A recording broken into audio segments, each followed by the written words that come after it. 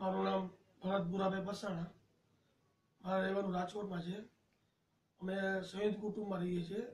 20 જણાનું કુટુંબ છે. પણ મને જે ગાય રાખવાથી જે મને ફાયદા થયા છે એ હું તમને આ સમજાવું છું. અમારો રાજકોટ અમારા કુટુંબને છેલ્લા 400 વર્ષથી થઈ ગયા છે. અમારા કુટુંબ કદી આજ સુધી ગાય વગરનું ક્યારે રહ્યું નથી. ગાય આપણે કહી છીએ ખાલી ખેતી માટે ને દૂધ માટે કામ આપે છે, પણ હું કહું છું ગાય તમને ઘણી જગ્યાએ કામ આપે છે. આજે મારે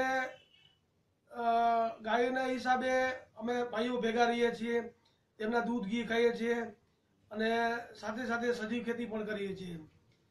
અને ગાય રાખવાથી ખાલી મને દૂધ આપતી નથી, પણ મારે જ્યાં ગાયનું રહેઠાણ છે ત્યાં 24 કલાક પાણીની, ભર ઉનાળો છે છતાં પણ પાણીની સુવિધા ભરપૂર છે. પાણી ખૂટતું નથી, 24 કલાક પાણી છે. અને મને એમ થયું કે ગાય ખાલી દૂધ નથી આપતી, પણ બીજા એમના અનેક ઘણા ફાયદા છે. એ ખેતી માટે પણ બહુ જ ઉપયોગી છે. અમારો ખેતી છે એમાં અમે ઘરના શાકભાજી વાવી છીએ, ફળ ફૂલ વાવી છીએ, અને તેમાં કોઈ પણ જાતનું રાસાયણિક ખાતર તથા જંતુનાશક દવા વાપરતા નથી. અને અમે જે કંઈ ઉપજ થાય છે તે અમે કોઈ વેચતા નથી. ગાયની છે કે ખેતીની છે, તે તમામ અમારા ફેક્ટરીના માણસો, કામવાળા, તેમને બધું વધારાનું હોય છે અમે આપી દઈએ છીએ. આ ગાય રાખવાથી અમારા કુટુંબમાં કોઈને કોઈ પણ જાતની બીમારી નથી. કોઈને બ્લડ પ્રેશર, ડાયાબિટીસ, કોઈ જાતની બીમારી નથી. એટલે મેં જોયું કે ખાલી આજે માણસો કે ગાય મોંઘી પડે છે, ગાય મોંઘી પડે છે, તે આપણને પોસાય નહીં. પણ ગાય મોંઘી પડતી જ નથી. તે તો તમને લાંબા ટાઈમે બહુ ફાયદો કરે છે, તમારા કુટુંબને ભેગું રાખે છે. અને અમારું કુટુંબ પહેલેથી સેવાભાવી છે. મારા પિતાશ્રી ભુરાભાઈ પરસાણા તે પોતે ભગત હતા, ભજનીક હતા, અને સાથે સાથે ગૌ સેવા તથા શિવરાતના મેળામાં 40-50 હજાર માણસોને ભોજન કરાવતા. એટલે અમારા લોહીમાં જ સેવા છે. તેના પ્રતાપે આજે અમારું કુટુંબ રાજકોટમાં સમૃદ્ધ છે. આજે અમે આખી દુનિયામાં એક્સપોર્ટ કરી રહ્યા છીએ. અને આજે દુનિયામાં કોઈ ધંધો એવો નહીં હોય કે ત્યાં મંદી ન હોય. આજે અમારા ધંધામાં કોઈ મંદી આવતી જ નથી. છેલ્લા 50 વર્ષ થયા. હજી દિવસે દિવસે વધી જાય છે. પછી મને એમ થયું કે મારે કંઈક સમાજ માટે કંઈક કરવું જોઈએ. આજે હું જોઈ રહ્યો છે કે આજે આપણા ખેડૂતો રાસાયણિક ખાતર તથા જંતુનાશક દવાનો ભરપૂર ઉપયોગ કરી રહ્યા છે. આજે માણસો કે એક થેલી તમે યુરિયા ખાતર તમે જમીનમાં નાખો એટલે 400 કિલોમીટર ગાડી રન થાય એટલું પ્રદૂષણ કરે છે.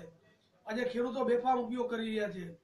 તો હું ટોટલી ભારતભરમાં આજે તેમનો પ્રચાર કરી રહ્યો છું ઝીરો બજેટ ખેતીથી, કે ભાઈ ઝીરો બજેટ ખેતીથી ખેતી કેમ થઈ શકે. તેમાં આપણે યુરિયા, ડીએપીની જરૂર જ ન પડે. અને જંતુનાશક દવા માટે આકડો, લીમડો, ધતુરો, તેમના પાન પણ વાપરી શકાય દવા માટે. તે આજે હું પ્રચાર કરી રહ્યો છું. અને આજે મેં ખેડૂતોના આંગણે હજારો ગાયો બંધાવી છે. અને ખેડૂતોને ગાયો પણ ફ્રી આપું છું. તેમની પાસેથી 1 રૂપિયો પણ લેતો નથી. અને આજે દિવસે દિવસે જનજાગૃતિ આવી રહી છે. આવી રીતે મારી સાથે હજારો કાર્યકર્તા પણ જોડાયેલા છે. અને આપ જાણશો કે આજે જે રાસાયણિક ખાતર છે તે અંગ્રેજીનો દેન છે. અંગ્રેજોએ જ્યારે ભારતમાં પહેલા તો આપણે નૈસર્ગિક ખેતી જ કરતા. જ્યારે અંગ્રેજો ભારતમાં આવ્યા તેમને રાસાયણિક ખાતર તથા જંતુનાશકનો ભરપૂર ઉપયોગ કર્યો અને આપણી ફળદ્રુપ જમીનને નાશ કરી નાખી. તો જો આપણે જૂની તરફ જવું પડશે, જૂની રૂઢી પ્રમાણે, કે આપણે ગાય રાખતા, ગાય આધારિત ખેતી કરતા, તો જ આપણો દેશ સમૃદ્ધ થશે. નહીં તો ગામડા પાયમાલ થઈ જશે. આજે આપ જોઈ રહ્યા છો કે ઘરે ઘરે આજે ખાટલા છે. કોઈને કોઈ બીમારી છે, ડાયાબિટીસ, બ્લડ પ્રેશર, કેન્સર, એનું મૂળ કારણ છે જંતુનાશક ખોરાકથી. આજે કેરીમાં પણ જો કે કાર્બાઇડથી કેરી પકવે છે. જો આવું ચાલતું રહ્યું તો આપણી આગલી પેઢી બહુ નબળી પાકશે. અને કોઈ સરદાર કે ગાંધીજી પાકશે નહીં. જો આપણે પાછા તરફ જવું હોય તો ગાય આધારિત ખેતી તથા ગૌવંશ રાખવો જ પડશે. અને ગાયોનો પ્રચાર કરવો પડશે. તો મારે સૌને વિનંતી છે કે આપ ગાય પાડો અને ઓર્ગેનિક ખેતી કરતા કરો, તેવી મારે તમને સૌને નમ્ર વિનંતી છે. જય વંદે માતરમ, જય ગૌ માતા.